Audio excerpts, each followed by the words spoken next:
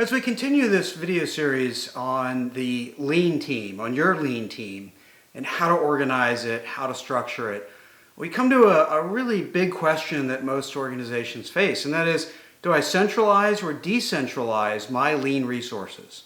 One model to centralize them is to pull many of them together into one group, the lean team. These used to be called long ago the Kaizen Promotion Office. But it's a centralized group that provides service throughout the organization. Or decentralized. I may have full-time resources, but a person each reports to a different business unit or factory or team or senior leader, and they have embedded full-time lean resources, but they are spread out throughout the company. And there are, of course, hybrids of that, where you might have a small centralized lean team, but many other resources that are distributed. So there's many different models, and again, there's probably no single right answer, but there might be a right answer for your organization at any particular point in time. Now, what people face when they decide to centralize is, where do I put them? What part of the organization should they belong to? Certainly, you can have them report to the CEO or have the leader of the group report to the CEO. Certainly, this sends a significant symbol of its importance to the company. But really should be done if the CEO is ready for that leadership. If they are the right person, then that can work very well. But most of the time, this only happens in more mature organizations where you actually have fairly significantly sized lean teams. I certainly don't recommend that they report into manufacturing or into operations unless it's some report into operations and others report elsewhere. And the reason for this is that when you get too much focus on operations or manufacturing, then lean becomes a manufacturing thing, and it becomes very hard to undo. It does send a wrong message to the organization.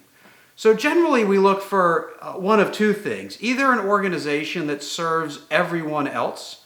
Quality and HR are both such organizations. Even IT can be, where you're already in the business of serving internal customers, and those internal customers are end-to-end across the company. The other option, though, is really just picking the right leader. Finding the right senior executive who's going to be a good sponsor of this, has the right behaviors, has a vision for it, and it has nothing to do with what the rest of their day job is. It has everything to do with how prepared they are to actually provide the right leadership for your lean team. We've seen lean teams report into customer call centers, into IT, into all sorts of different parts of the organization, even the CFO, because the right leader was in that chair. So there's many different models. None of them are perfect if you decide to centralize where they should report, but really consider not just what the message is, but the preparedness of that leader to be the right kind of sponsor. Two factors in making your decision about how central or decentralized to have your lean resources are the culture and the maturity. When I'm speaking of culture, I'm really speaking to how much corporate functions are respected and effective throughout the organization. Some are certainly necessary to have centralized, but in some cultures, having a centralized resource is a sign of power, of control, of influence, and that's not a bad thing. If you want to get people to do stuff, having a centralized team, if it really drives expectations, keeps it front and center, and is able to orchestrate things across the organization, that's a pretty good reason to keep it centralized. On the other hand, if your culture really almost ignores centralization and lacks respect for it, then it might be a bad idea. Worked with one organization where the respect was so great for the distributed leadership, people that sort of owned their own operation, if you will, that as soon as you centralized a resource, it became ignored. It became disrespected, including the individual. An individual could sort of graduate from a really respected role leading a portion of operations, move to a central role, and instantly they were ignored. Well, this became a very bad reason to centralize. So consider your culture. The other thing to consider is the maturity of your lean journey.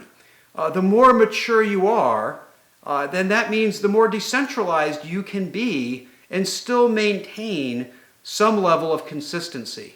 Right? That centralized control, one of the reasons to have it is to maintain consistency. If you have 3 people in 3 different groups, early on they may go in 3 different directions. So you centralize to keep it consistent, but if you already are consistent, if you already have sort of true ownership throughout leaders across the company, then having distributed resources closer coupled to those leaders still is fine because it's going to be consistent. You have that common culture, common way of working. So consider your maturity model as well and how it fits into centralized or decentralized. Now, I've already mentioned the hybrid model, but I want to talk about that a little more because ultimately I think this, for larger organizations and more mature journeys, is the most effective. And it's really where some of your resources are centralized and some of them are decentralized. Now the key is, what should their roles be? So for the list of roles, you can go back to the previous video when we talk about what the role of a lean team is. But essentially ask yourself, what requires more consistency and what requires more connection to the point of activity? Right? So things like infrastructure and training, that stuff that we don't want to reinvent the wheel on, right? We want leverage across the whole organization. And so those are things that are better kept centralized so that they can be leveraged and consistent across the whole organization. Whereas facilitation and coaching is best served when closest to the point of activity. And so the resources that do coaching and facilitation, I would decentralize those resources and move them closer to the work. Ultimately, if you are an individual in the organization, you have to ask yourself, how many degrees of separation am I from getting help? And if that coaching or facilitation help is centralized, you may have increased your degrees of separation from the need and the service provided. Again, that's not the right answer. There's a right time and a place for you to do that. But think about your situation, your maturity, your culture, and ultimately you can design the right organization.